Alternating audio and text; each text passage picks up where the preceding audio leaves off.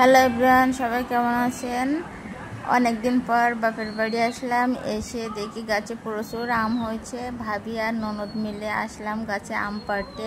আমি আম পাড়ছিলাম আর আমার ভাবি ভিডিও করছিল। আমার দুইজনে আম পাড়ছি আর মজা নিচ্ছি, তাই ভাবলাম আপনাদের সাথে একটু শেয়ার করি। প্রচুর আম হয়েছে গাছে আর আমগুলো প্রচুর টক, দেখলেই বুঝতে পারবেন।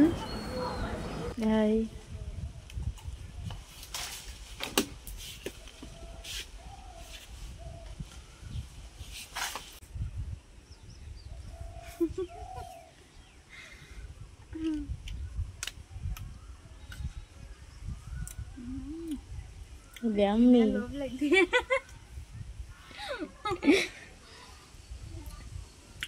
তো কাঠি হয়ে যাবে, এত জায়গায় লাঠি হয়ে গেল কেন? আমগুলো হাটে টানতে अरे हमें आगे तक आश ही गए আঠি হয়ে যাবে।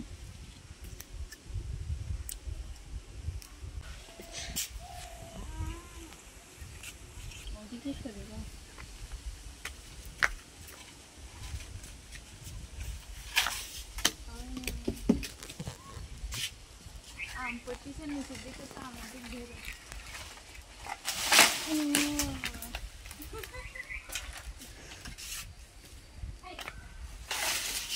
हम ideas जैसा ideas ये बस आम पड़े। अरे আমগুলো যা আমাদের দেখে